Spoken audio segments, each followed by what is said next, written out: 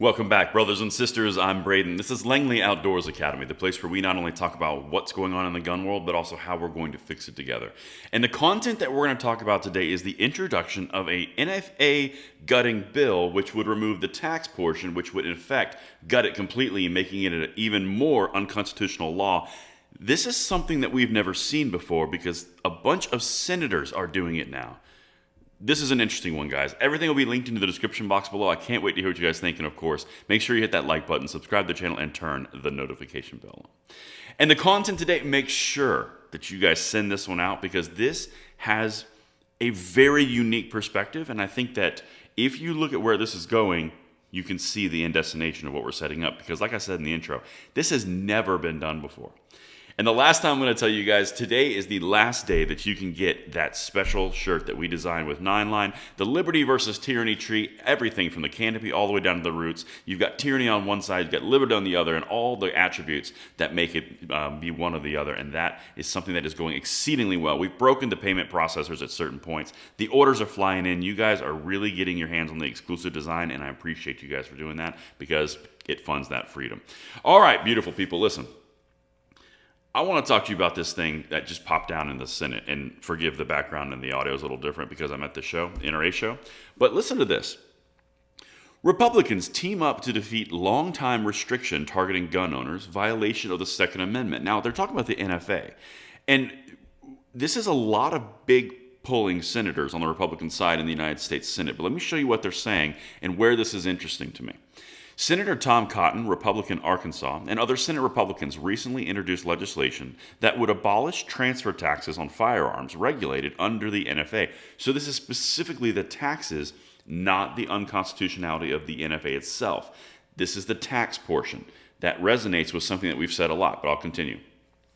The bill, called the Repealing Illegal Freedom and Liberty Excises Rifle Act, was announced on Wednesday, according to a press statement released by Cotton. The law would remove a burdensome tax imposed on firearms regulated under the NFA. So they're going directly after the financial aspect and the penalty that you would have your rights that the NFA is. Now, this is where this gets really fascinating because the NFA is only allowed to really truly stay in place because it's a tax.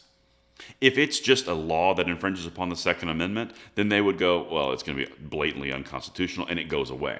If you strip that tax component out of it, it becomes something completely different. That's why this is so fascinating, because this is not just, hey, the NFA is unconstitutional. Yeah, we know that.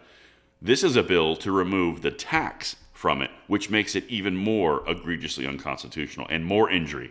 Let's keep going. Let me show you some backstory here. The press release explains that the NFA has taxed the transfers of short-barreled shotguns and rifles and fully automatic firearms since 1934.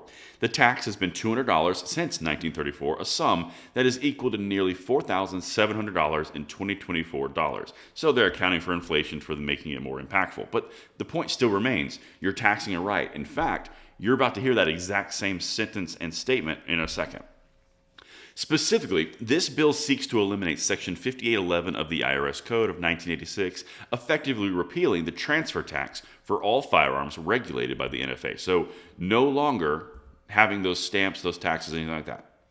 Speaking to Fox News Digital, and this is where it gets interesting, Ambler law attorney Oliver said that the current tax on firearms are indistinguishable from poll taxes. The lawyer who specializes in Second Amendment law called the legislation a step in the right direction. Now, that's important. Indistinguishable from poll taxes. You can't tax a right. It's a well-known thing in the Supreme Court. There's precedent. It's established. You cannot tax a right. And yet, the NFA is allowed to stand. You can't tax voting, poll taxes. So why can you tax your Second Amendment rights? That's why this is so powerful. And if you can't tax your Second Amendment rights and you pull that tax away, you're left with a ban of firearms. Unconstitutional. Let's continue here. This would undermine the constitutional basis of the NFA altogether because it is purported exercise of Congress's enumerated taxing power. But the founders would have scoffed at the notion that it could be a felony to possess a short-barreled rifle or shotgun in the first place. So he even says it right there. Now, I'm not going to go out there and tell you Biden would sign this. The big point of me bringing this to you is this is an approach that I have not seen before, and it's being backed by a lot of United States senators, which, if the shift of power happens, Does that become a constant thing? Don't know. Let me check. I got two more things to share with you. The federal government should not be placing financial barriers on the inalienable rights of Americans. This unconstitutional tax on certain firearm purchases is a direct violation of the Second Amendment and must be repealed, Hinson said.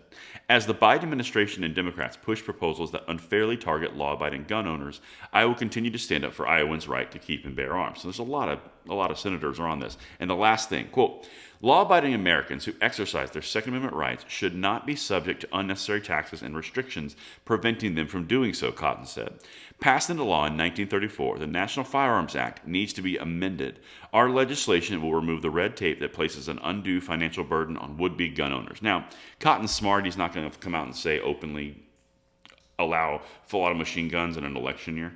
But effectively, if you couch it from a perspective of financial burden on a right, like this entire press release did, like this entire article did, and the bill focuses on the Rifle Act, this is something that we could see paying dividends down the road if this continues. But that's what I've got for you guys. If you see me at this show, make sure you walk up, say, hey, shake my hand. I'd love to talk with you, just get your thoughts on everything. And thank you again for watching, and I will see you on the next one. I'm Braden. See you later.